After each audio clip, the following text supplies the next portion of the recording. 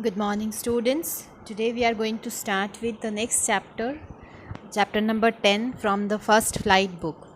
Okay. So, this chapter, the Sermon at Banaras, is taken from Source Batty Renshaw, Values Voices. It's from the collection of this stories, collection of essays from this book, the Sermon at Banaras. Okay, and let me tell you about first this Sermon at Banaras. Actually, sermon is for the preachings by the saints, religious preachings by the saints. When someone saint or gurus, when they teach us, when they teach us something valuable, so those records are done. Their preachings are written in the holy books. So same with the Gautam Buddha, who has given a lecture at Banaras. This is in Banaras. A lecture at Banaras is being taken by Gautam Buddha. Gautam Buddha, who is the founder of Buddhism. So this is about one of his preachings, from the collection of one of his preachings. Let's read about Gautam Buddha first. Gautam Buddha. Gautam Buddha, born in between 563 BC to 483 BC. BC refers to before Christ. So this is the time period being taken here. So his life, he when was born, he was a prince. He was born as a prince, and his name was Siddhartha Gautama. So he was not known as Buddha at that time. He was known as Siddhartha Gautama in northern India. So at the age of 12, he sent away from schooling in Hindu sacred scriptures, and 4 years later he returned home and to marry a princess. So when he was 12 years old, because he was a prince, so he was sent for schooling outside in Gurukul somewhere, and Hindu scriptures were taught to him. 4 years he studied there, and after that, being a prince, because he was, so he has to take care of his empire also. So he was married to a princess here after 4 years when he came back to from the schooling. And then what happened, he was married to a princess, and after marriage she had a son also, and lived for 10 years. Was living as a befitted royalty. Let's see, scene. So 10 years he was married now. After for 10 years he lived in this married state with his wife, with his son. Happily he was living. And then a time came when he faced the outside the house. He saw first time when he observed what was happening. So here you can see this four. He lived for 10 years as befitted royalty, because as a prince, as a father, as a husband, he was living happily. But after 10 years, at about age of 25, the prince here too, after shielded from the suffering of the world, while out hunting, chanced upon a sick man, then an aged man, then a funeral procession, and then finally a monk begging for alms. So this is after the marriage. After 10 years, an important phase came in his life. A change came in his life when he saw the outside world. What was that? At the age of 25, what he observed, he saw that this people were suffering. There was suffering in the world. Okay, people were suffering, and some there they were, while hunting, chanced upon, when he was going for hunting, because he was a prince. So prince used to go for hunting during those days. So now he met a sick man. He saw that a man was sick in between, and then after sick man he saw an aged man who was too old, and then he saw there was a funeral procession. Some dead body was being carried by the other people, and finally what he saw, a monk begging for alms. So these scenes, when he saw these people, monk begging and aged, he came to know that the people are suffering. The people who are living in this world, someone is sick, someone is becoming old, and even they are dying. So this reality in front of him came for the first time. He did not know about it, but this came in front of him for the first time, that this is a reality. Actually, people, they are become old when they are born. After that they are becoming old also, and then they die. So this, and he came to know that how their people are suffering, they are poor also. So these all things change his state of mind. So till now he was all the luxuries, he was living in a luxurious life, but these sights when he saw, that moved him. He was shaken badly. So he could not see those suffering, and at once he went out in the world to seek enlightenment concerning the sorrows he had witnessed. And this he wanted to know, actually know the reality of the life, that what actually life is. Enlightenment is some knowledge about state of spiritual knowledge about. So he wanted to know that what this was, why people are dying, and why anyone is born and then died also. So this what is this all? He wanted to know the reality of the life. He was shaken actually, that how this can happen with a human being. So he wandered is moved from one place to another. He left his home, he left his wife, he left his son, he left his home, all the princely luxurious life he left. And he wandered for 7 years. He keep on moving from one place to another, and finally he settled down under a peepal tree somewhere, where he vowed to stay until enlightenment, where he vowed to still now under the people tree. This people tree is now also, this is famous because here he got the enlightenment, and he got the knowledge of the reality of the life. He sit under this tree, and then he came to know all the spiritual knowledge. Then he came to know from there also. And after enlightened after 7 days. So 7 days he keep on sitting there only. So there he got that wisdom, there he got something spiritual knowledge. While sitting he meditated, he went in touch of that holy thing, that holy religious god, something. He got the knowledge from there only. He got the enlightenment. Actually these sadhus or the saints or our religious people, whoever are of spiritual nature, actually they go for some sort of meditation, and while meditating only they are in touch of that whole god almighty. And they seek that they come to know the reality, that life, the people who are contented, who are happily, who accept all the things, that this is a life is that you live, you are here, and then you have to die also. So you don't bother about the things then, you don't weep over the things then, man, because you know that this is the reality of the life. This thing is to be there. So such sort of enlightenment he got from there. So after 7 days he got this wisdom, and then he renamed this tree, people tree, where he was sitting. He named this tree Bodhi tree, because Bodhi means tree of wisdom, because he got the wisdom there, all the truth about the reality there only while sitting. And then he began to teach and share his new understanding. So all his knowledge, whatever he got from there, he started sharing with the people all around. And at this point he became as known as Buddha, and his name also people started him calling Buddha, because Buddha, as Buddha word is meaning is awakened or enlightenment. As the Buddha word itself teach that this is something which teach you, which take you towards the wisdom. So after this all, so a new change came in his life. Now he was a saint, he knew everything, he knew the gist of the life. So he started preaching his his people who started coming under for his guidance. So Buddha preached his first sermon at the city of Banaras. So the first sermons, why this chapter is taken from that Banaras word is used there, because Banaras is a city in UP, in Uttar Pradesh. Okay, and because this is a place where holy Ganga is also there. So for that reason this place is very famous for, because Buddha gave his sermon, first preachings he did here only at the bank of this Ganga in Banaras only he has given, and this sermon had been preserved and is given here. So this sermon, this speech of his, this spiritual speech of his, him is even now teach a lot to the people. It reflects Buddha's wisdom about one inscrutable kind of suffering. Okay, so now this is all. Then he, because now he know all the things about, he has got the knowledge about the life.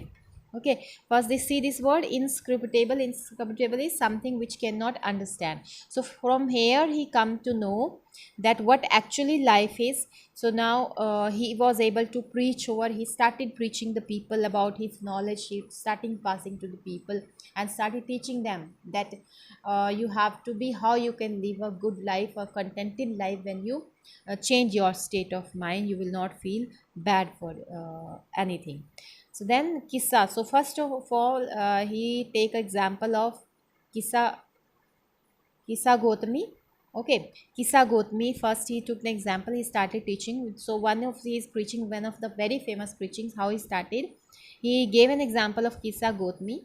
She had a, this lady was having a only son and he died. Okay, so the her grief, she was grieved over, she was feeling sorrow, she was very feeling bad, she carried the dead child. And naturally, for a mother accepting this fact, the death of her child is not tolerable, so she was badly affected. She became mad, crazily she went from one place to another, to the neighbors, ask them for medicines, then uh, ask them to cure her son and to make him alive, something she wanted to make her child alive. Then people said, those people, they said that she has lost her senses and the boy is dead. People thought that she is becoming crazy, she is mad, and the child is dead, and she's asking for him to become alive. Then when this lady was madly, she was moving from here to there, Gisa Gotmi, she met a man who replied, she asked from that man also that please give me some medicine to cure my son, child. And this man was a wise man, and he came in contact of Lord Buddha also. So what he said, I can't give thee these, you, thy is your. These are old fashioned word, in olden times were used in English, but now not used. It means you and your. So he's saying, I can't give you any medicine for your child, but I know a physician who can. He's saying, I can't give, but I know a person, I know a physician who can treat your child, so better you go there. And he sent this man to Buddha, Lord Buddha, no other physician, it was Lord Buddha. And because he knew that it is only Lord Buddha who will be preaching her, that she was suffering, she was lamenting for the death of the child. No one can console this lady. And this man knew that only Godam Buddha will be able to make her, explain her that about the reality of the life. Then this girl said, pray tell me, sir, who is it? And the man replied, go to Sakyamuni. Sakyamuni, that is the Buddha, Lord Buddha. He's saying, you go to Buddha, you go there, he will give you medicine. Kissa Gotmi repaired to Buddha and cried. Now she went, she was weeping badly, and she went to Lord Buddha now. Okay, repaired is went to. Now she went to Lord Buddha and she cried a lot. She said, Lord and Master, give me the medicine that will cure my boy. Now she's asking for the medicine from Buddha also, that my please cure my child. She was not accepting that the boy was dead. And now Buddha answered, I want a handful of mustard seed. So Gautam Buddha did not say anything. He didn't say, I don't have any medicine. What he said, okay, I will treat, but you bring me a handful of mustard seed. A handful of one some feast full of mustard seed. You bring those, and I will treat your child. The lady was happy. The girl was, when the girl in her joy promised to procure it. It was easy for her. It was easy to bring up fistful of seeds. It was not a difficult task.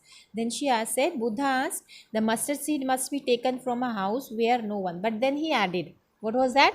That you have to bring those mustard seeds from that house where no person has lost their near and dear ones. No one has, no death has occurred where in such house you have to search, where no death of child, husband, parent or friend has been done. So you have to bring those seeds from that house. So lady was happy. She thought she will be getting such house and will get a feast full of mustard seeds. So poor Kissa Gotmi now went from house to house, and the people pitied her and said, sympathized with her. People were feeling sympathy for this lady, and she was asking, they were feeling sorry for that lady, that she was asking, and like that, and they wanted to give mustard seed to her. Everyone wanted to give. So when they said, this is mustard seed, you can take it. But when she asked the question, because Gautam Buddha asked her to bring from that house where no one died. So when she asked these people, she was taking. So what they answered, did a son or daughter or a father or mother die in your family? When she asked the question, okay, I am taking the seeds, but let me know, is there any death occurred in your family any times or not? Then what was the answer? Alas. So when people answered, they said, they answered, alas, the living are few, but the dead are many. So everyone answered, the same answer was there, that we are sorry that we have living people are very few, but the dead people are more in our family, because many people are died and we are left only 3, 4 or 5, like that. This was the answer of everyone. Do not remind us of our deepest grief, deepest sorrow. So they wanted her not to talk about the death because they are near and dear one lost, and don't talk about the death anymore now. And there was no house, but some beloved one had no beloved one had died in it. So she came to know that there was not even a single house where not even a not no death was occurred. Everywhere everyone was dying after maybe after a long time, or maybe after some time. So maybe after a short period of time, or maybe it was an old death. So Kitsa Goswami become weary. Weary is tired. She was exhausted. She was tired. She was feeling sorry. She was hopeless. She knew that now no house was left where she can get seeds from. So she sat down on the road, a side of the road, wayside road, watching the lights of the city as they flickered up and were extinguished again. So she sat down on the roadside and she saw from there towards the city. What she observed, she saw the lights of the city. Lights of the city, they were somewhere flickering. They were shining brightly sometime, and other time they were extinguished. They were closed. They were ending. They were closed. So when she was saying the flickering bright light came, then it dimmed, again it brightened, then it dimmed, and then it was off. So this scene when she saw, at last the darkness of the night reigned everywhere. So what happened when all the lights were off? So what happened? There was dark everywhere. No light was shining anymore. She considered the fate of man, and from there she got an idea in her mind, that she saw that this is fate of men. Actually, the same is the life of human also, that their life flicker up and extinguished again. So same is the with people, that they live for their life, for they sometime they are living a long life and their life is shining, and after time they are dim, they end, means they take birth and they are dying. So same is happening like light, same is happening with the people also. So this thing came to her mind at that moment, and she thought to herself, how selfish I am. In grief, death is common to all. Yet, in this valley of desolation, in this desolation, there is a path that leads him to immortality, who has surrendered all selfishness. So, what came to her mind now? She said to herself, she was talking to herself, that this is same like light. Human beings also, they bright for some time, their life brightened, they live for some time, after that they die. So the same is happening with the humans also.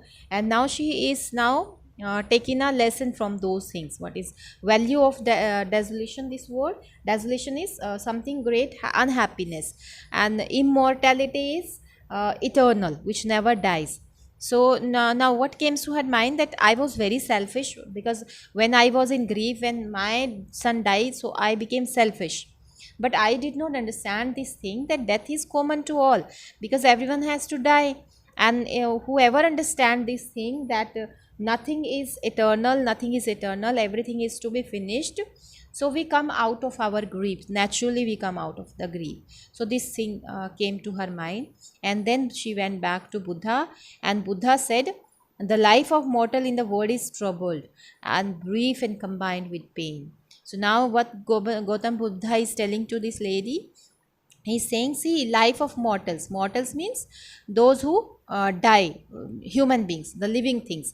He's saying the life of mortal in the world is troubled and brief combined with pain. So he's saying every human being who are living, or any non-living or living, who are the living people, not human also and creatures also, he's saying we are troubled and we suffer, because we do not understand actually the reality of the life. We live in pain for our life, we weep for the dead ones of our families, but we do not know actual meaning of life. So he's saying, for there is not any means by which those who have not been born can avoid dying. After reaching old age, there is death, and of such a nature are living beings. He's saying this is the reality of life, that after a certain age, everyone has to die. Everyone has to die. Now he's giving example also, how he's saying, as ripe fruit are early in danger of falling, and so mortals when born are always in danger of death.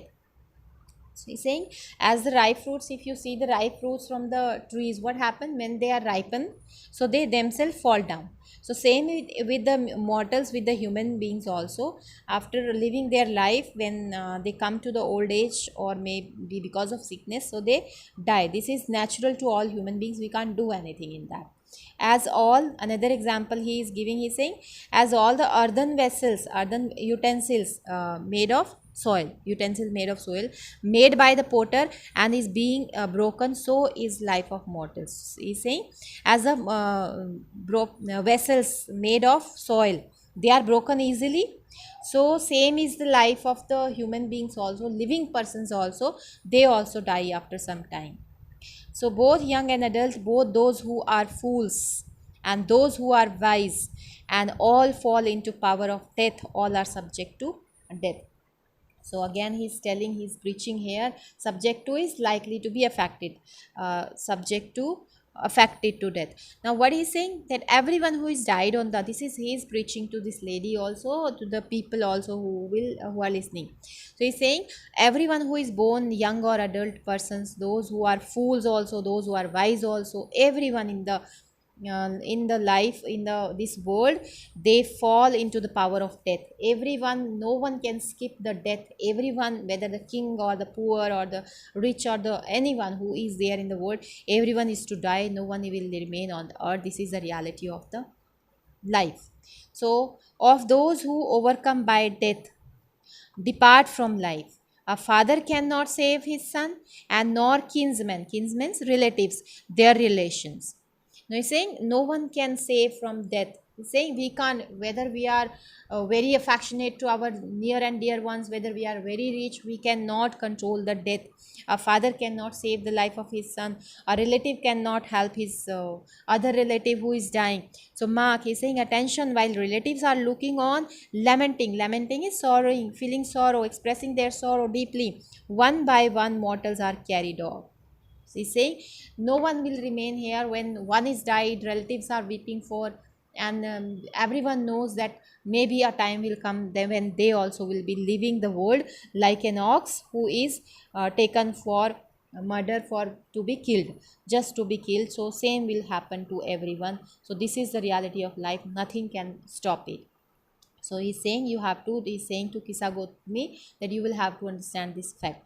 So the world is affected with death and decay. Decay is destruction. So afflicted. Now he's saying afflicted is affected by. Now he's saying that the world is, this world is always decay or destruction and death are always there. We cannot skip all these things. The things are to happen in our lives. Therefore the wise do not grieve, express sorrow, feel any intensive sorrow, looking, knowing the terms of the word. He's saying, so better that we do not, we are not over grieved over the whatever is happening. We should accept that reality, that now every person has to go, we can't stop this fact, we cannot avoid, we will have to face it, we will have to become bold at that time, and we will have to overcome that emotional fact over the death of the persons. Not from weeping nor from grieving will anyone obtain peace of mind.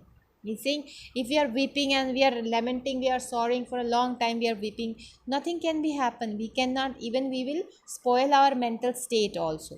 So on the contrary, on the opposite, what will happen? We will not feel solace, we will not feel happy. What will happen? Our pain will be greater and his body will suffer. He's saying, moreover, if we keep on weeping for lamenting over the death of his near and dear ones, what will happen?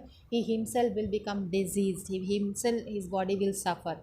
So he will make himself sick and pale, and himself he will create problems for him. Yet the dead are not saved by lamentation.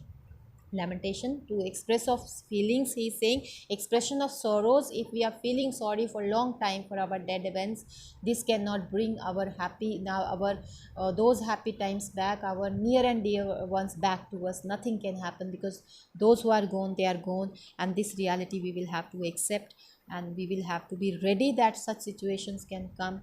And then if we understand this fact, maybe nothing, we will feel in peace. He who seeks peace should draw out the arrow of lamentation and complaints and griefs. So he's saying those who want to have the peace in their lives, so they should take out those sorrows from their life, the complaints, all the complaints they do, all the griefs, all the sorrows they feel.